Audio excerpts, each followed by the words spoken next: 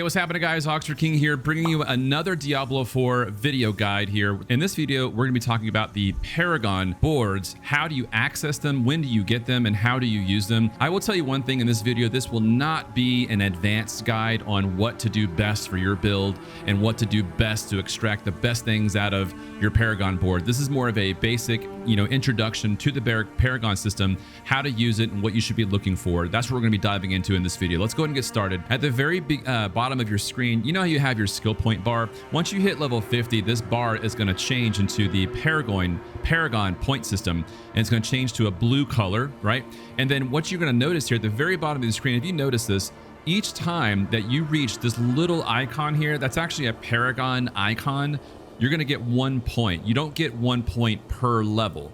You get 3 points. You get 1 point here, Paragon point here, and then when you level up as well. And then it resets. So just so you know, you do get multiple points as you progress through your bar, okay? Now, how do you access the Paragon board itself? You're gonna open up your character menu here off to the right, and then you're gonna click on abilities. And if you notice, you have your skill tree here that we've all seen from level 1 to 49 or 50.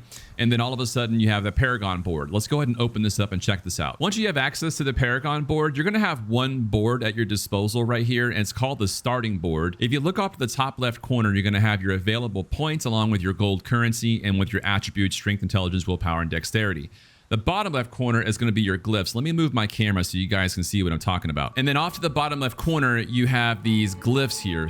And we'll go over each one of these elements here in just a second. So let's go ahead and start with this board. Once you gain access to the starting board, it's going to start you right here at the very bottom where it says Paragon starting point. And then each point that you have, right, the Paragon point top left corner, you're going to use 1 point to move your way along the board. And my recommendation is to at least get to one of these rare nodes. If you notice, it's yellow compared to the other colors. And so the Paragon board will have these prime rare nodes that are actually a little bit more powerful. But let me back up a little bit. Once you go ahead and use 1 point, you're going to have things like +5 to dexterity, right? Or +5 to strength, +5 to intelligence, and +5 to wisdom. I don't have an example right here. But anyways, yeah, so each one of these will have +5 to an attribute. And even in some cases, you'll see a magic node that's in blue that'll say, in this example, 2% maximum life. And all you have to do is really highlight your mouse or use your gamepad. If you're a gamepad player, you can use the left analog stick to move it around just like that, or the D-pad will go to each one in case you're a gamepad user, okay? That's what you're going to be doing for your Paragon board, is you're going to kind of move up along the way and try your best to get to one of these 2 rare nodes. And if you pay attention to what it's saying, it says this, 20% damage and you get 4% life. But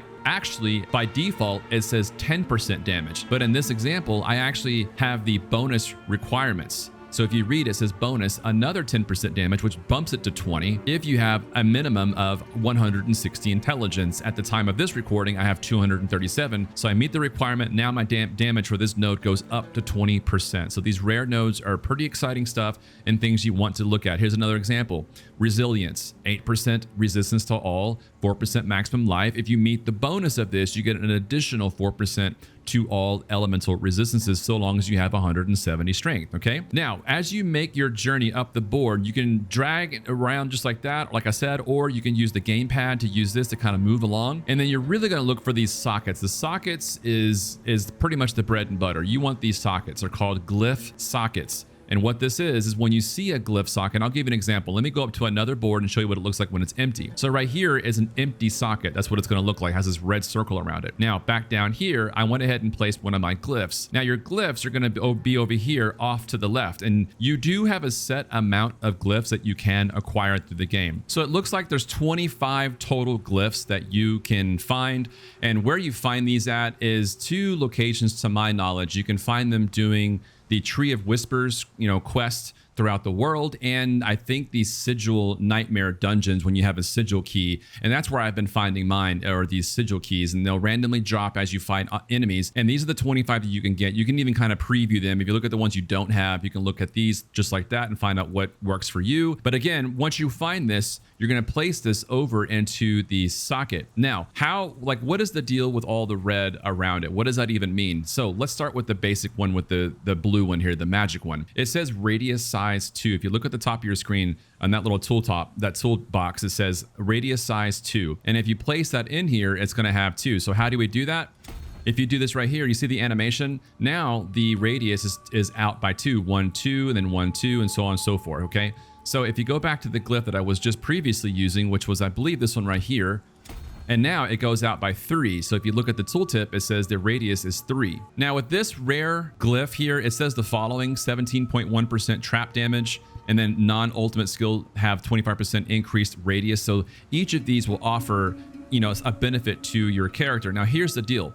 If you look at the bottom, it says if you want to get the additional bonus, right? In this example, it's non-ultimate trap skills have 25% increased radius.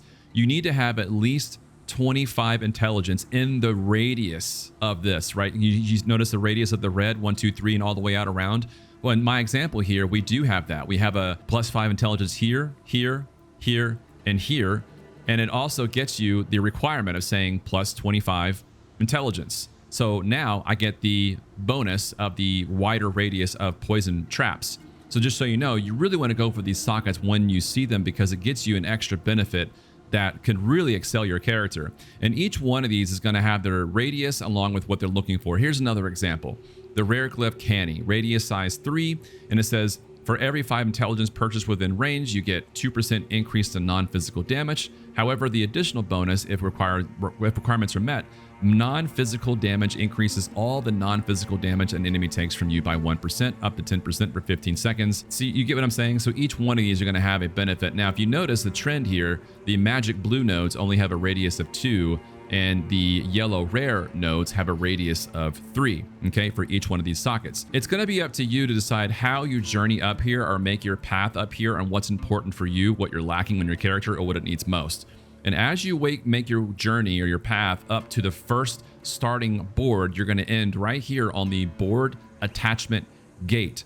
And once you get here, that's when you're able to go ahead and start using the multiple other boards. And this is something that I wish the game did a little bit better, is they never tell you when you get a second board or a third board or a fifth board. They don't even tell you that. So instead, you, the player, you're expected to hit this button here, and then you go on by looking at the other boards. And what I mean by that is like for this example, I can't show you in the starting board what it looks like, but I can show you what it looks like on another board. So as I journey through my second board here, I select this icon here, board attachment gate. And if you're using a gamepad, you hit the A or X button depending on your controller of choice. And then here with the mouse, you get the left mouse button, brings up that menu off to the right side of your screen. And it says board selection. And so if you don't know this, you actually get 8 boards. You get the starting board plus 7 others. And in this, because I'm on Rogue, you have these boards you can choose from, right? You hit the left or right arrow here, and you can go through each one of the boards. And each board has a specific, I guess you could say, agnostic benefit to a skill, right? And what I mean by that is, let's take this one for example, Eldritch Bounty. In this one, it says the legendary node, and I'll go over that here in a second, it says Eldritch Bounty, when you attack with an imbued skill, you gain 20% resistance and 20% increased damage for that imbuement element for 6 seconds. And then it has all of these rare nodes, right? We just talked about rare nodes and what they do and what they bring to the table. On this particular board, they have this many rare nodes, and these are the benefits of those nodes. Now, let me take a step back and show you what a legendary glyph looks like. Not a glyph, but a node. A legendary node looks like this. You can see the color. It's like lit up. It's got some animations to it. And it has that same color as legendary as your gear. In this example, it says Deadly Ambush. You deal 23% increased critical strike damage to enemies affected by your trap skills. And it only costs 1 point. Like each icon on here is just 1 point. Just because you made it to the legendary node, it doesn't increase the cost, right? You know, so example, it's not going to cost you like 3 points or 5 points for this one. It's just 1 point. Okay. You can also refund the points. If you look on the menu there, or the tooltip, you can actually refund. It's going to cost you gold to do that, but you can refund, right? And there's a flat rate to it. It does increase. The rate increases the more boards and more points you have on here. But at the very beginning, like if you're down here at the bottom and you feel like you made a goof, you could actually just simply right click or hit, I think on the gamepad. What is it on the gamepad? It's the Xbox controller is X, and the PlayStation controller is going to be square. and you can just simply refund and just kind of keep going as long as you have the gold. All right, simple as that. So don't feel like it's permanent. Once you make your journey through this board, you're going to make your way to the board attachment gate, just like the starting one. And what happens there, you click this, you go back to the board selection. If I were you, I would go through each one of these boards here and find out what are you lacking and what are you needing, right? So let's say, for example, you know what, I need some more resistances, or I need more damage, or I need more defense, right? Select the board that you're lacking, and don't sleep on the rare nodes. Make sure that you read the legendary node, but also the rare nodes. Are these any good for you? Can you grab these, right? Not only that, but look at where the sockets are too. And the next step is you're going to say preview. I almost wish this button would say attach, because to me, preview means you're just like looking at it as a preview, like you can't use it. It's just a preview. So I really wish the devs would change the name of preview to attach board or something like that, because you're not going to know, you know, because like an example, I was actually playing the game. I had the starting board. I had like 13 points, and I'm like, when do I get my second board? I never knew. The game doesn't tell you you now have access to more boards. It doesn't say anything about it. Instead, it has this preview button. So what we're going to do is you're going to look at the preview button, and it goes here. Now check this out. You can actually rotate the board. If you're on keyboard mouse, you're going to click on rotate board at the bottom. On gamepad, it's just, I think it's the Y button on the Xbox controller, or the triangle button on the PlayStation controller, and you hit that button and boom, isn't that neat? You can actually rotate the board to wherever you need to get to. What's important, right? Where do you need to go for this pathing? All right, in this example, let's say, I'm gonna zoom in a little bit here. I'm not gonna attach the board just yet, but let's say, you know, where's the legendary node? First, you wanna, you know, you don't always wanna look for it, but where is it, like on the board here? You know, so here's your legendary node, right? It says your non-combo point bonuses are increased by 33% when you spend 3 combo points. Okay, that's the legendary, way over there. But really, just my opinion, you might wanna look at where the sockets are, right? Where are the sockets and where are the rare nodes? And from here, you're going to decide, like, what's more important to you? Is this rare node more important to you? Are multiple rare nodes more important to you than this one huge legendary node? Like, what's the importance here? In this example, you know, you look at this rare node here. It says finisher, 14% core skill damage plus 10 dexterity. If you meet the bonus, you get another 14% core skill damage, right? That's that one there, right? And then you have a glyph socket right next to it, and then another rare node here, and then you see, you get what I'm saying? Like, they're all clustered up. You get all these goodies right next to each other, as opposed to coming all the way over here to the legendary node. But that's my point. I keep mentioning all the way over here. Well, guess what? If you want that first, rotate your board. So we'll just rotate it over here, just like that. And what do you know? Now that legendary node is here, if that's what's important to you. And then you can make a path down here and grab this node here and kind of make your way across to the other side to the board attachment up here. Or you can make your board attachment up here. It's your choice, or even down here, right? It's not like one size fits all. It's really what you're trying to do for your build, what's tailor-made for you, right? So again, you can rotate this board. Now, what you cannot do is, once you have a board in place, you cannot rotate it anymore. You have to rotate it early on.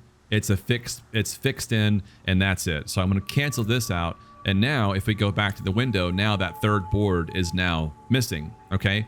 And that's another point I want to make too, is whenever you go over here to this board gate, you can put a board here. But let's say I didn't go left. Let's say I went up this way. Well, you could put a board here, or if you go right, you could put a board over here. Another thing that I want to talk about are the glyphs off to the left, and how you can actually level these up. Okay, here's an example. Let's look at rare glyph canny. It says level 1 at the top of the tooltip. Now, how do you level this up? You basically need to go to a sigil dungeon, or like a nightmare sigil dungeon. Once you do that, at the end of the dungeon, it's gonna put up like this little altar, and you can put the glyph inside, and you can level that glyph up. So right here, as in this example, you'll see that I have a level 2 snare. Later in this video, let me go ahead and show you what that looks like and how you level up a glyph. I wanted to show you an example of this dungeon that I'm in, this nightmare sigil dungeon, of what it looks like when a glyph drops in a dungeon.